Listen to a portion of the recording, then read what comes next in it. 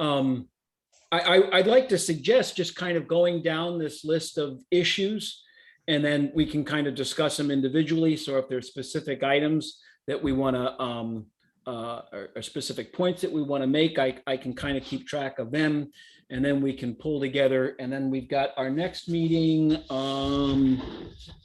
Let's see, our next meeting is on 11/8. Monday, November 8th is when we're supposed to look over the review and finalize the position paper.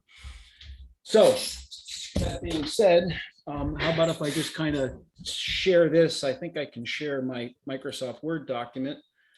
And why can't I do this? Share. There, can everybody see that? Yeah. Okay. So what we had talked about before at the last meeting and before we met with some of the legislators, we had picked 4 of the rural school challenges.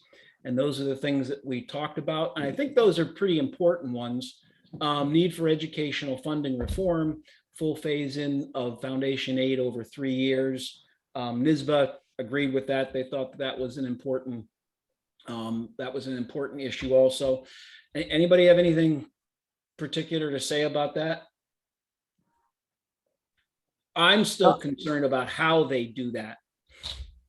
Yeah, it's what I would, what Rick Timms mentioned about, using the newest numbers. He's certainly right on top of what he's hoping they use. And even if it's only a couple of years old, you're still a decade better than last year. Yeah. And then I think, I'm not sure if it was Tim, Bob, or if it was NYSBA, they were talking about, let me see my notes here. Small income poverty estimate, the SIPA, SIPE, and suggesting that would be something that would be useful for us to use. And then finally a safe harmless as we're all losing students.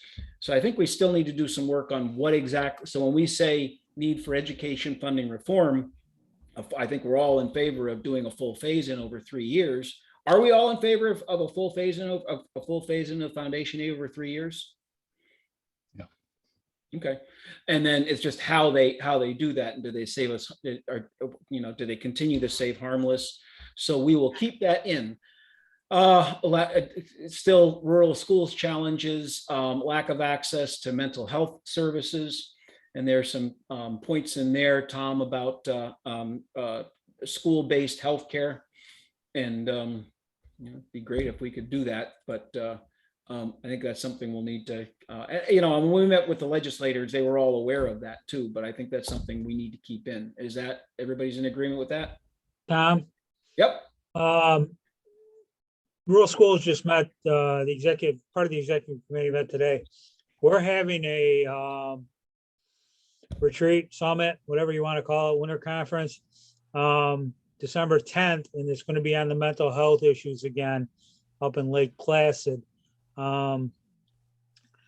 got at least 3 or 4 speakers.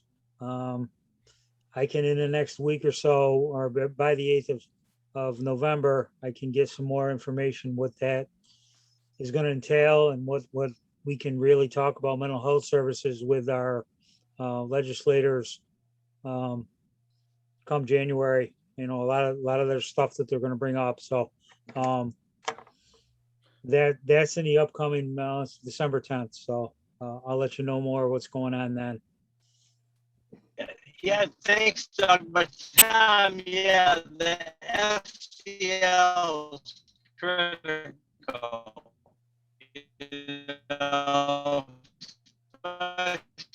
With everybody coming up,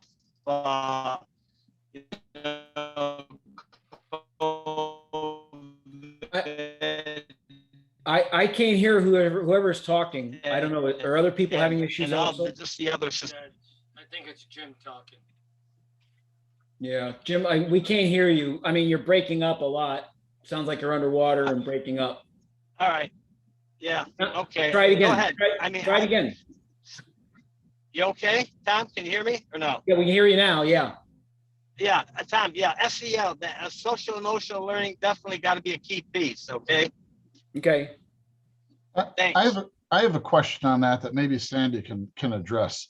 I mean, as the kids in several schools are kind of getting back and getting some assessment from the teachers and, you know, social workers and guidance counselors, is there a target for superintendents? Does that come up for discussion to say, look, you know, by mid-year, we'd like to get an assessment of the kids that we know or really suspect are an issue or might catch some others? Is there kind of been a discussion among the superintendents? Because we all know it's going to be a problem. We all know it's going to be a problem to make an assessment.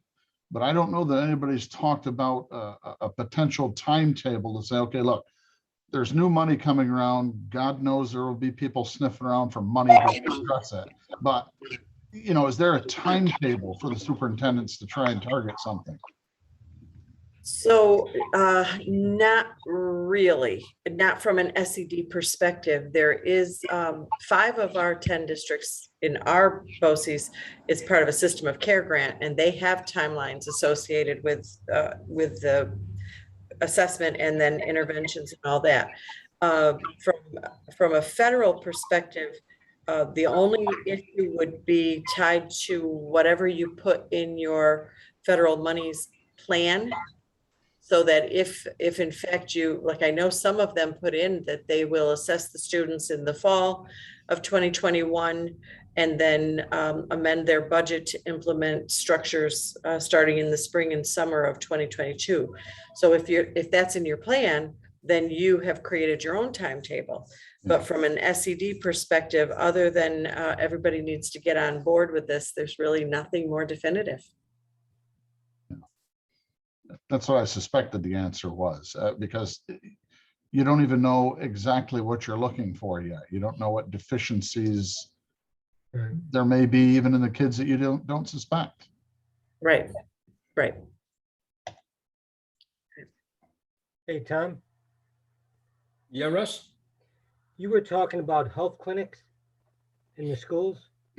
Yeah, Do you know there's language in the federal money to use that federal money for that specific purpose? And if you belong to the community school closer that was just developed, you can run that through the community schools as a private contract.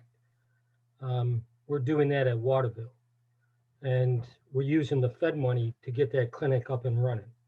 So, and actually it's running as we speak. So just, Oh, I don't good know if for you you. knew that or not. but that does bring up a point, you know, so certainly this is an issue. It's an area of concern, but as we go to the legislators, they know that we're concerned about this. What are we bringing it up for? What are we asking them for? What are we, other than them commiserating with us and saying, yeah, they're mental health service issues in schools, or do we want more money, or what is it that we're asking?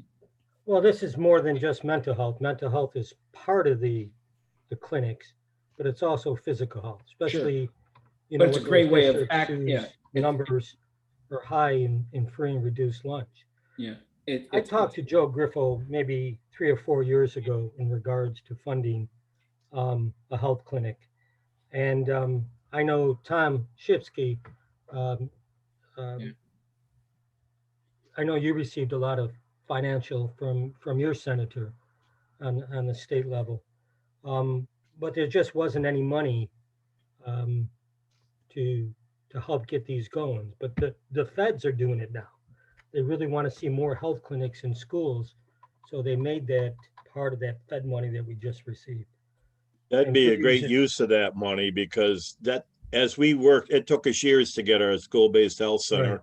Right. And it was a moving target. Every time we got close, it got farther down the road because it got more and more expensive. You know, it went from, you know, just little curtains to basically when you go in our health center, you wouldn't know you're not in Bassett's clinic. Right. And if schools can use that federal money, that's because otherwise it's just about out of reach for small schools now. Yeah, it took us 15 years to get that done. Yeah, and we took 600,000, Tom, and then we're using the community schools closer to bring in the staff. I'm not sure. I mean, if there's ways of doing it without asking our elected officials, I would really strongly urge people to take a look at that. Because as Tom said, you know, it just takes forever to find $600,000 from our elected officials. Yeah, and Tom, you've commented on this before a number of times, you know, what a big lift it was. So that there's the monetary issue, but then there's also keeping up enthusiasm and making sure that somebody is on top of keeping track of, like you say, the changing requirements. One time they tell you that you need A, B, and C, and the next time you go back and they've told you that you need 1, 2, and 3 instead of, so it's also an administrative issue. Who in our school districts are gonna, you know, undertake this heavy lift of getting something like that into the schools? It's a big issue. Especially now when everybody is so busy with all the COVID stuff, because the superintendent at the time that we had that really got this done, put a tremendous amount of time and work into this. Well worth it. I think that's one of the best things we've done in Richfield School in the last 20 years. You know, I can't believe the benefit and the use it gets. And it's a wonderful thing, but boy, it's a lift. Hey, Tom, Yes. I just think from our perspective, it just needs to be a tenant in next year's package. You know what I'm saying? We can flush it out, you know, Tom, but I mean, it's getting that assistance, because in 2 years, 2.5, 3 years, the federal money is going to be gone. And I, you know, kind of set the stage where, you know, this is good for kids. Yeah. So it can be a challenge or a concern. I mean, to Yeah. Tom's point, I think what we're looking for from legislatures, this point is just wide latitude without restrictions, because who knows what could be developed in the next couple of years, especially with that, you know, the newer coaster, you know, that probably, I hope, a few more Herkimer schools are going to tie on to, depending on what we get for social workers down in our area. Yeah, they had a great article in the OD the other day about it, Russ. Oh, I didn't see that, Jim. Oh, it's a great article. So really, it went from 2 schools to 8 schools right now, and probably, you know, several more in the coming years. So. Yeah. But there's ways of doing it, and to maintain it. I know, Tom, when we looked at your numbers, when we came over to visit, you were showing us that it was a very good percentage of students who were going into that clinic for mental health needs. So Mental health was bigger than sore throats. right. And I was just amazed at the mental health work that we did. Right. Okay, I got a sense of that. Inability to attract and retain school staff. How much of a problem is that for people? It is a problem? Okay, huge. Yeah. So I Very did, much so for our little schools. For the little schools, I know. I did see in the school superintendents, they have that down as one of their issues, increasing hiring flexibility and allowing superintendents to make one-year decisions and moving people around. So we can flesh out something on that, I'm sure. Yeah, and Tom, this is to some extent, part of the issue is around the very narrow certification bands. Mm-hmm. And that's being discussed at the DSs are working on that at State Ed, but it would be a good thing to reinforce. Certification bands, okay. Need for rural broadband internet access. But when we mentioned that to people, they were all over it. We did get some numbers from the Regional Information Center. Hold on a second, I have them right here. Here we go. They did give us some numbers, and they were saying that right now in Herkimer County, 16.3 don't have internet. Oneida is 15.9 and Madison is 14.2. So I think Doug and I, we both agreed, we were kind of surprised at those numbers. I quite frankly thought they'd be higher than that. But so we have some information there, and I think that's something, you know, that we're going to get a lot of support from. My question on that figure is maybe they have internet, but how usable is it? I Yeah. know, and there's places, you know, like on our farm, yeah, we've got internet, but God forbid you're trying to work on it and have your kids do schoolwork onto it because it just crawls. Yeah. So that, you know, there's internet and there's usable internet.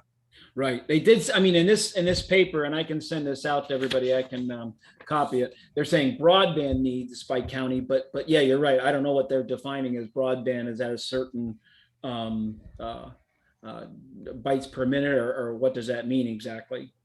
But at least the Rick came through with some information, and want to thank them for that. And Tom, part of it is that they may have the broadband, but you know, a lot of these homes, you know, they're in it for 2 months and then they don't pay the bill and they cut it off. So that with the federal money, the feds have kind of a platform. I can't remember what the figure is. We can find out, but like they would, you know, people who qualify, you know, from an economic perspective, they can get it like for $25 a month, you know, versus you know, the 114. So, you know, that was part of that, Tom. I did read an article about how this is viewed differently upstate and downstate, and that the support, and there seems to be support, both Republican and Democrat, upstate, downstate, to increase broadband in, but that downstate, it's more of an economic issue.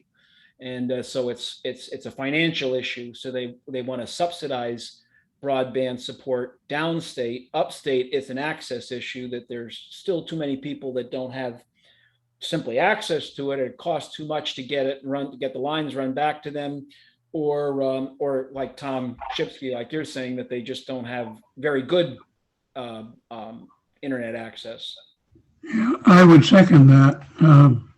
The definition of broadband, which I don't have in front of me, is a very low bar to jump over. So very much like using census tracts for determining who has broadband, the definition of broadband is such that even if you have broadband by the minimal definition, it's not adequate. Tom was right on with that. I mean, out in Miller's Mills, which is 8 miles from West Winfield, where Windstream has sends out its signal, they can barely use their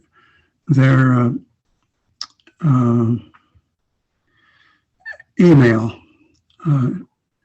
So that continues until they get until Spectrum gets everybody hooked up. Why then that's going to continue to be a problem, I think, or until we have 5G. Yep.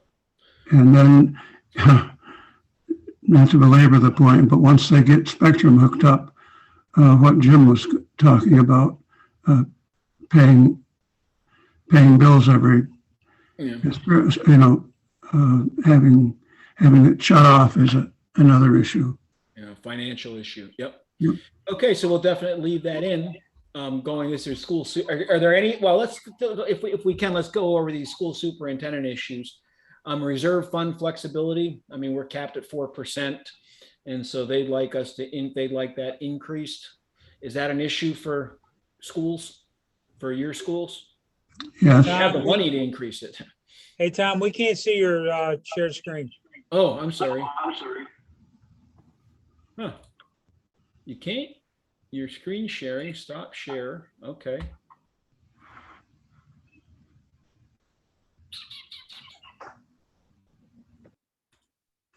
See it now? Sandy, is that a problem? I mean, does anybody have 4% anymore? You know? So I think it's kind of, there's two different sides of this. One is the 4%.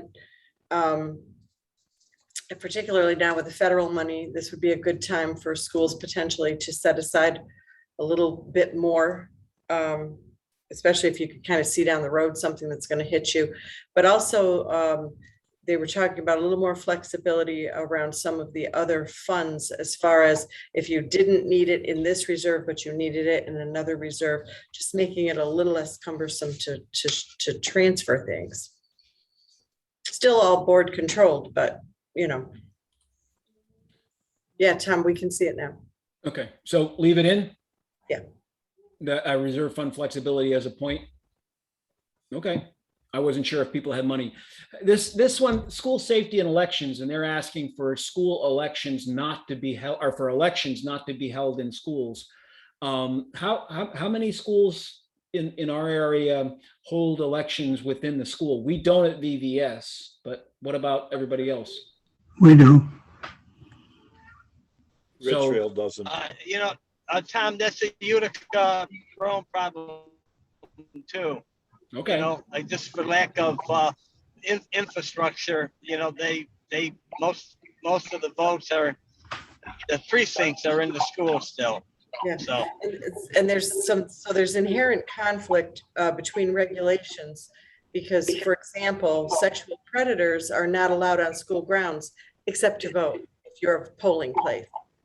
So if you have students in your building, you know, your sex offenders could actually, they have the right to come in and vote. There's a process they're supposed to go through, but I mean, think about your poll workers. Who really wants to be confrontational and deal with that?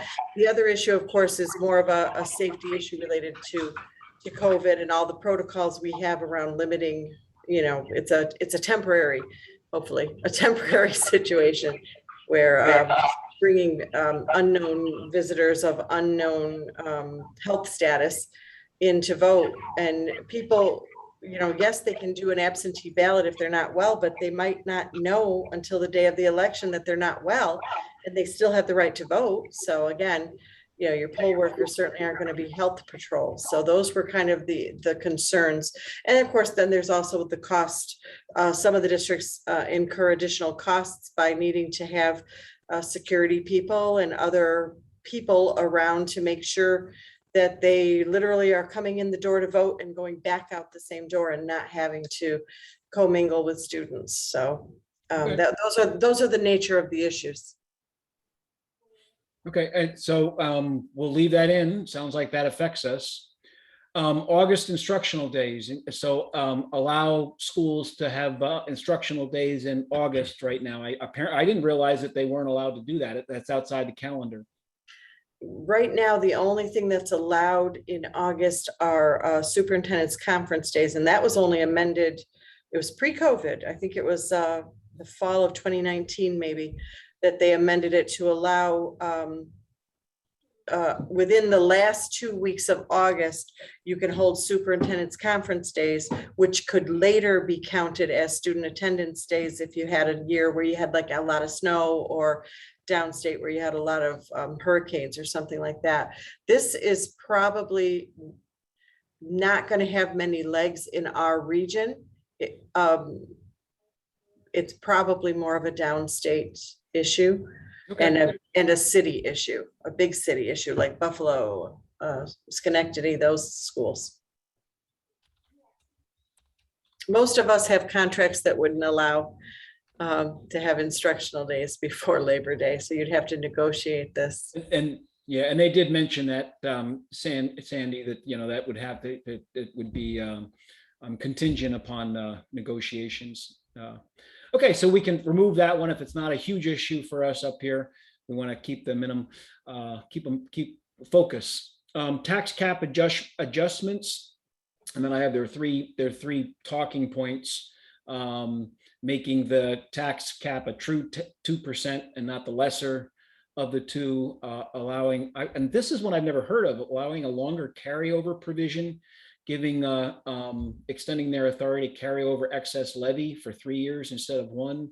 And then I think there was one in here about not getting rid of negative I know that's happened to a couple of our schools. Anybody, what do you think about these tax cap adjustments? I'm sure we want to say something about it, but anybody? I can speak to the negative. We paid cash a number of years ago for a project and it pushed us negative. That's something that follows you forever. Oh, pilots for the growth factor too. Yeah, we've got a couple of pilots Yeah, going on. Yeah, Tom, I would Yeah, say, Jim? keep all three. I would keep all three, see what can stick because, Okay. without Cuomo, I mean, that was his lifeline, lifeblood, and I mean, he's gone now. Okay. So if there's any chance of trying to revise or review something, now would be the time. Okay, we'll leave that in.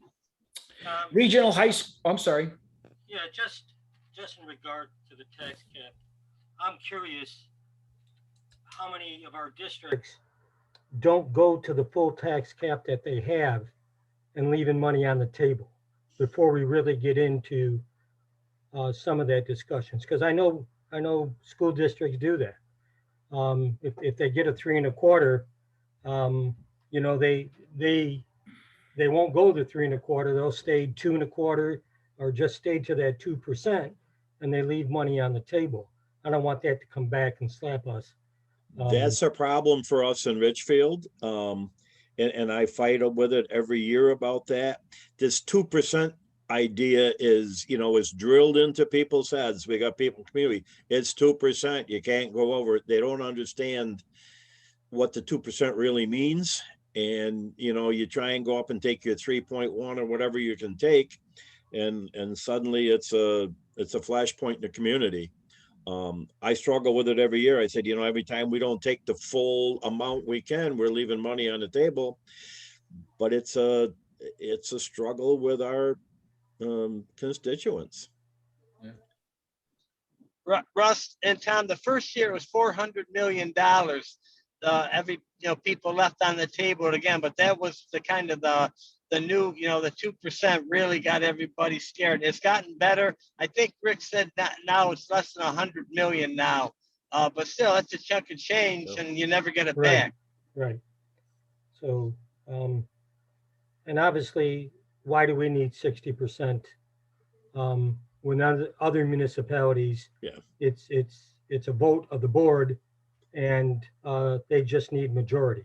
That's a good one to add in there. We should all municipalities should be on the same level and school districts shouldn't be separate of that. Yeah, if we could be a vote of the board like anybody else is, we can be responsible about it, but then we wouldn't have to fight this idea with the community that, nobody even thinks about what the village does or whatever, right. But, or the libraries or all of those, right.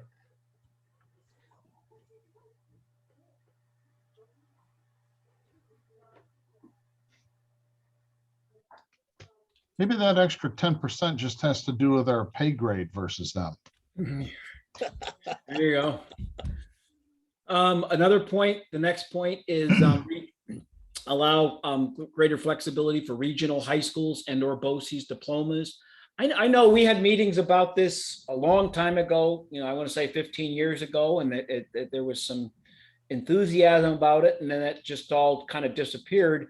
And I haven't heard anybody talk about this recently. What does everybody think about regional high schools and or allowing BOCES to give high school diplomas?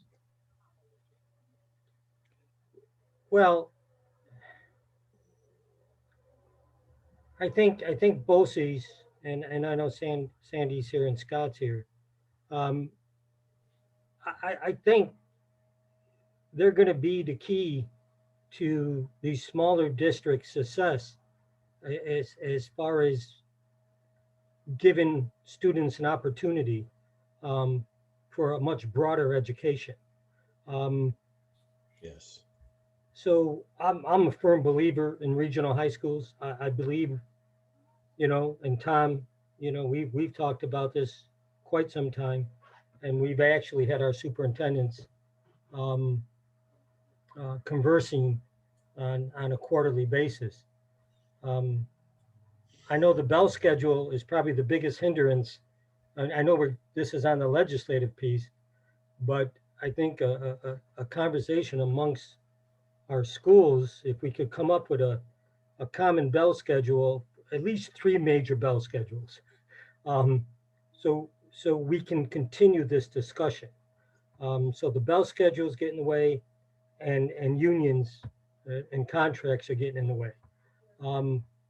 But somehow this topic needs to be on a level of our 3 BOCES talking to one another, and you know, where can we go with it?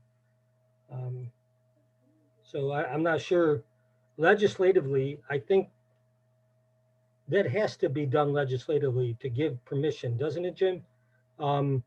For regional schools to be developed. So that would be the issue here, to make sure we can do that first. You're right. Yes, you're right, Russ. I mean, right now there's certain regulations that we would have to overcome. Right. Other than, you know, a lot of districts have gentlemen agreements, but, you know, nothing to the size and the effect that you're looking at.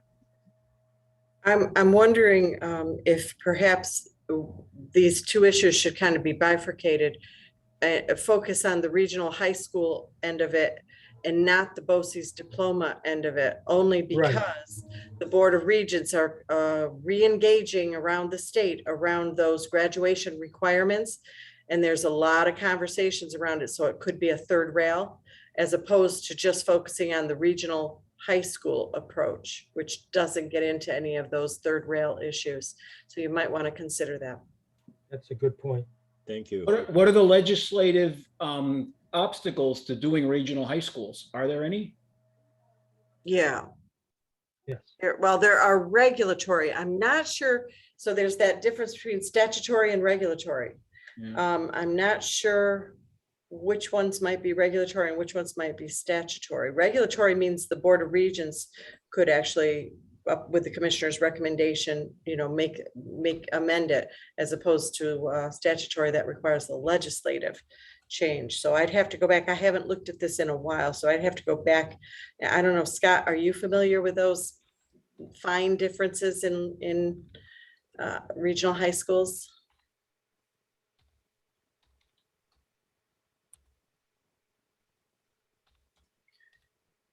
Oh, he could be on the phone. I can't see him.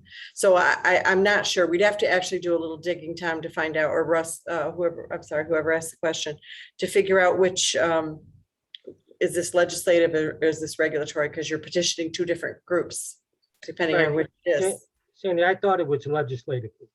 It could be. It could be. That was my thought, because there's a region, I think, in Long Island, that when you look up the legislation piece, they actually make that a point. Okay. But again, I haven't looked at that in probably the last 5 years. Yeah, there've been other things keeping our focus. Yeah. Okay, so we'll need to look into this to figure out whether they're regulatory or legislative issues. Mhm. Small city debt limit, I don't think I mean, VVS, we're small city, Oneida, but I don't know that this is really an issue at all.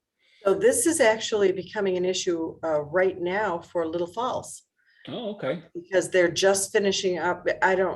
Herkimer BOCES is looking at a 2-part capital project, you know, to update our 1970s facilities. And Little Falls is already at their debt limit because it functions differently for a small city school than it does for a central school. So this is currently an issue for Little Falls as far as participating in any kind of project for a BOCES project, because they're already there. And it's pretty cumbersome. The small city school district debt limit process is pretty cumbersome. Okay, I can talk to some people about that. Yeah, Ashraf would certainly be able to tell you a lot about it over in Little Falls, the business manager out there. Okay, authority over school district construction projects. Apparently this is a new issue that other entities, local entities are coming in and telling school districts what they can do after they get state ed permission to do construction. Is this something that's happening around here at all? What is Anybody it? having problems? I can give you an example from my previous position, where I was a school district superintendent, and we did a project which involved a little bit of redesign of sidewalks and things like that.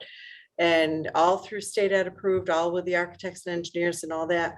And when we finished, the village came in and raised a huge issue because there was a set of curbs between the road and the parking lot.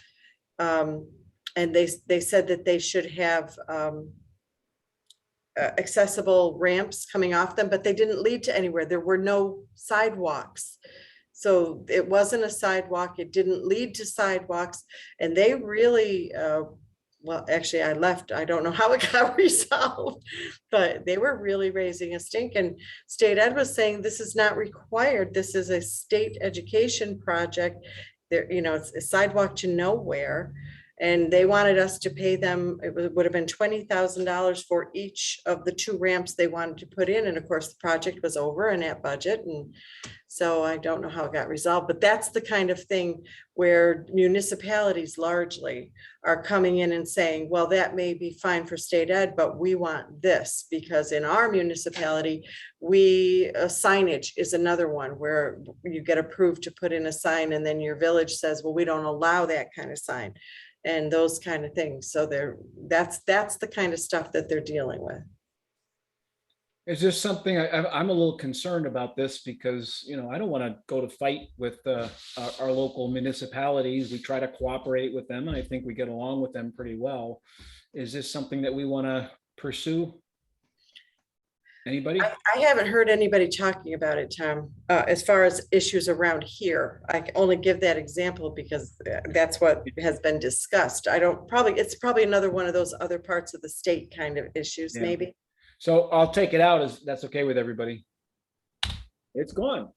Charter school financial impact. We don't have any charter schools in this area, do we? Yes, you do. Yeah, we do. Yeah, you have a Utica, one in Utica that also has a satellite over in the Frankfurt area. Yes. That's right, we do. Is that having a financial impact for our friends in Utica at all? Mr. Van Wormer, do you know about that? Well, Okay. essentially, whatever school district, the students who are attending that charter school, you've got a couple financial impacts. First of all, your state aid goes there. Mhm. But secondly, if it's within 15 miles, you have to transport. So you could be transporting, you know, beyond your typical boundaries. And then there are additional requirements tied to grants and funding that you have to also divvy up to charter schools and private schools, non-publics, I should say. So the issue, I think, is, do we want to include Hey, this? Hey, Tom? Yes, Jim. Yes. Yes, Jim. Tom. Yeah, definitely, because, I mean, we're a heartbeat away. I mean, granted, right now charters are just in the cities, but, you know, I mean, you're just a proposal away from it being in the middle of Mount Markham, Italy, CVA, and, you know, so I would definitely keep it on there. Okay. Yep. Hiring flexibility. So I think we already talked about that a little bit. Increased flexibility, and anybody have anything special to say about that? We'll come up with something about that. And then finally, special education costs. And so I know there's been a lot discussion these past couple of years about the litigation costs and getting some relief from those things, but also just I know the school superintendent's paper, they talk about just the increased costs for the percentage of the school budget that's going to special education. And Go ahead, Tom. Well, this is the litigation thing, I think, is something everybody's going to be in agreement. But if we start talking about cutting special education services, that's something that I think a lot of people will have a lot of issues with. But go ahead, Bob. I'd be curious about, again, Sandy might be able to point a little bit to this, of because several issues and times and whatever have been missed or shortened or shortchanged for special ed. Do the superintendents have a survey to themselves to say, we hope we don't get sued on a few of these issues. We hope that we can get these kids back, make a good assessment, but not everybody's going to have rainbows at the end of that. There are going to be a couple of them that are swatted. We haven't been together in so long, but where was it? Morrisville or Stockbridge, where that Whitesboro and Morrisville. that lawyer is branched out, and you can be assured he's not been taking time off. He's just been bringing more ammo up to the front in his fight. Mhm.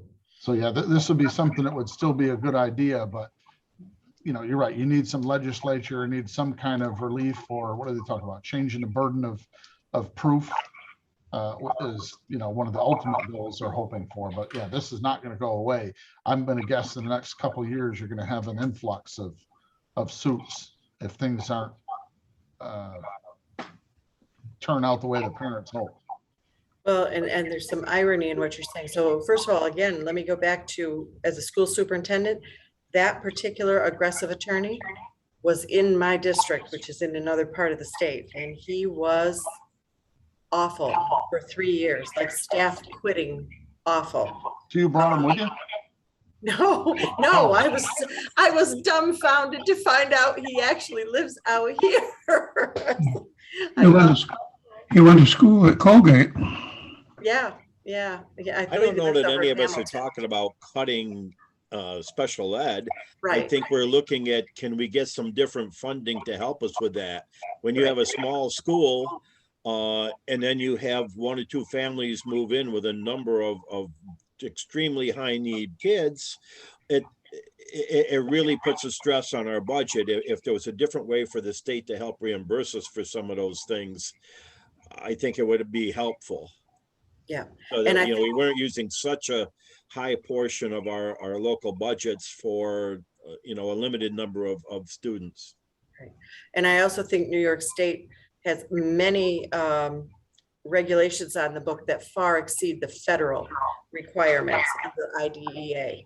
And we should try to get more in alignment with the federal regulations and not enhance all the rules, because it only makes it more difficult for schools to actually serve the kids. And Russ, wasn't Morrisville actually sent along something to NYSBA to add to their lobbying efforts? I mean, along with, I mean, they're certainly right on it. And, even to follow up, or just to say, look, this is in a parallel pipeline, be on the lookout for it, because it would be helpful to any of us. Bob, last year's legislative, the New York State School Boards Conference, that motion was passed, what they were doing. So New York State NYSBA has marching orders for 5 years to, to get some kind of legislation going on that. So. Well, then we should join. I mean, should continue with that then. I will keep it in.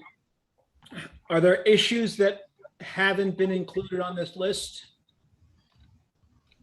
Tom, Yes. the issue I'm going to talk about is on the list, but Sandy, I'm just looking for some feedback. The mental health situation in our school district are huge. I can hire a social worker to come in, and then I'll use one through BOCES, but I only can use one through the BOCES. Even with the community school grant, I can use them as part of the system to a degree. I'm just wondering, what's the pros and cons of the mental health issue money being expense-driven aid. Because that would help districts immensely. If we could run it, but nobody really talks about adding an expense-driven aid. And I think this year, we'll see what the new governor does with her proposals on cutting back expense-driven aids. I'm very curious what she's going to do in that regard. But any feedback on that?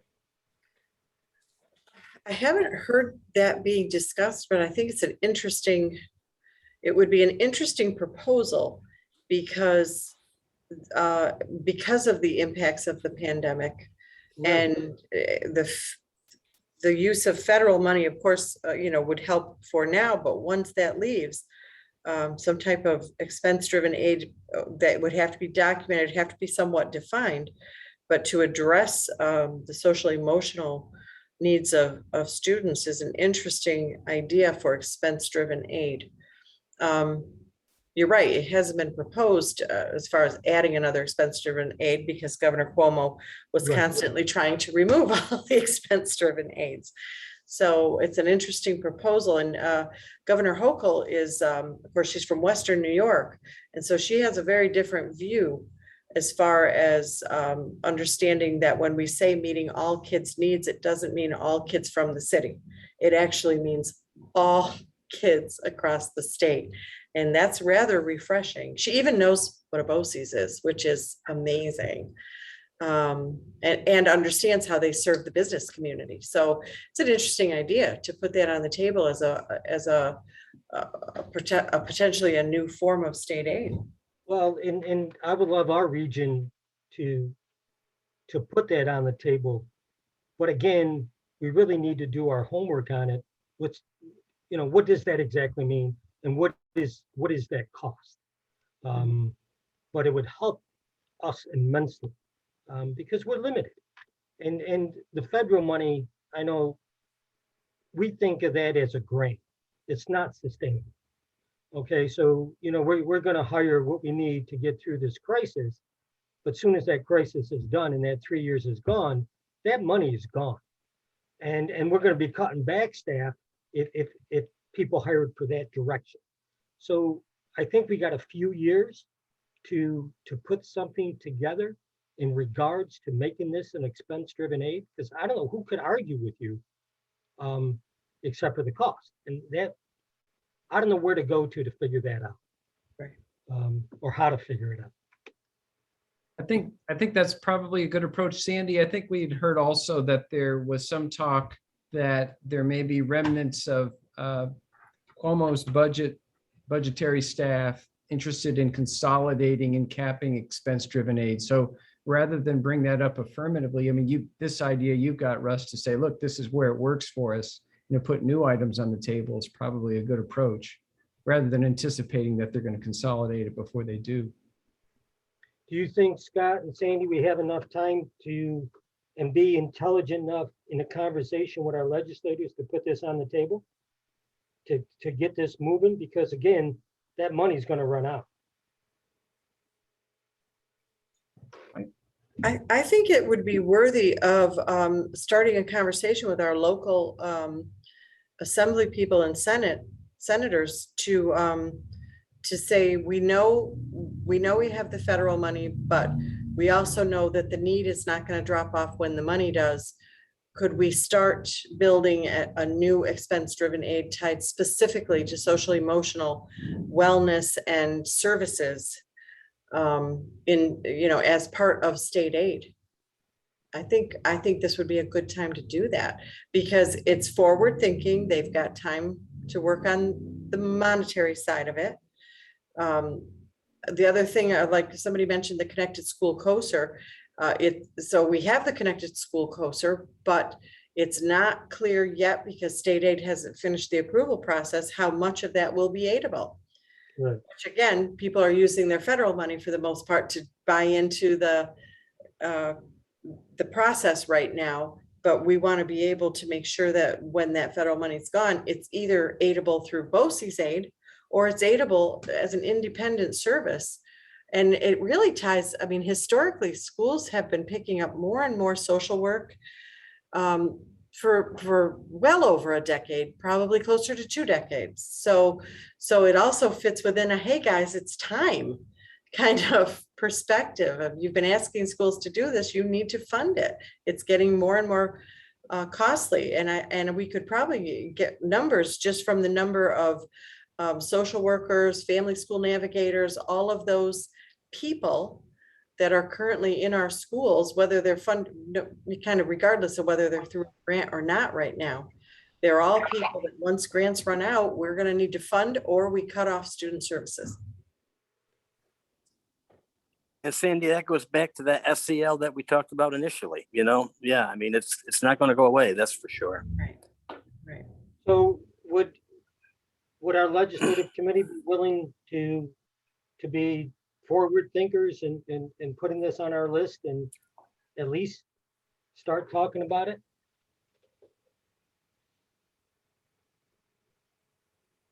Hey, Russ, I mean, we've always been able to take a look, you know, we can flush it out, and then in November, we can, you know, have a robust discussion and see if we're going to continue to move it forward. Fair enough? Fair enough. Fair enough. At least to be on the docket, right, Tom?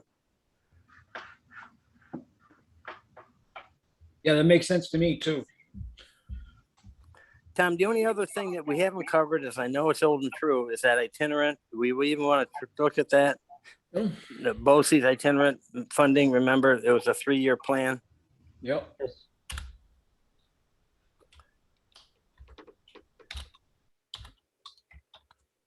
And it was passed a couple of years ago by both the Senate and the House, but the governor never signed it. This may be a great opportunity to see what the new governor is going to do. Yeah, right. A new governor. And also, we're going to do itinerant 101, okay, with our 5 assembly people and 3 senators. So they're going to understand it, all right? Because obviously our efforts in the last 3 or 4 years have not worked. So we're going to get a half an hour and basically, you know, itinerant funding for dummies and present it to them. So when we talk about it, I'm hoping that they will have a much better understanding. Got that in there. Yeah, and I know the last time we talked about this, we didn't really have numbers. You know, what school districts, you know, what's the average number of itinerant staff per school district, BOCES, all that kind of stuff. So yeah, we got some time to root some of that stuff out. Okay, thanks, Tom. Yep. Anything else, anybody?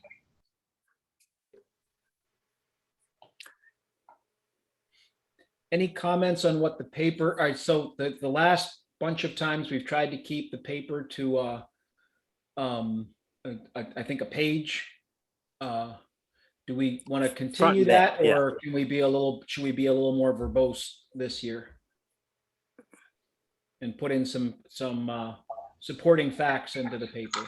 What's everybody's feelings about that? Do we keep it short and then put the particulars in when we meet with our legislators, or do we put some of that stuff in there? I think you put a couple of key points in there. At least it's a good anchor. Just main key points, Bob, you thinking? Well, yeah, like something with itinerant staff, you get even a couple of things of information from the local BOCES to say, look, on average, this is what we have. Mm-hmm. That's something quick that they might tie to what your point is. Okay, so. And I can provide some, I think I have some documents from maybe last year for BOCES advocacy around that point. So you'd have kind of the key points if you want. Who do you want me to send that to? Could you send it to Jim? Sure. Thanks, Sandy. You know, we will get it out. Okay. Thank you. Yeah, I have to go make dinner. I'm going to have a cranky husband. So sorry. Thanks, Sandy. Thank you, Sandy. So does anybody else have anything to say for the good of the organization? Great meeting. I want to be respectful of everybody's time. So good. So I'll work on this and send Doug and Tom, I'll send out some some rough drafts for you guys to look at, and you guys can comment back, and we can have something pulled together then. Good. Thank you, Tom. Okay, Thank you, Tom. Thank you. thank you, Bye-bye. everybody. Thank you, Jim. Bye-bye.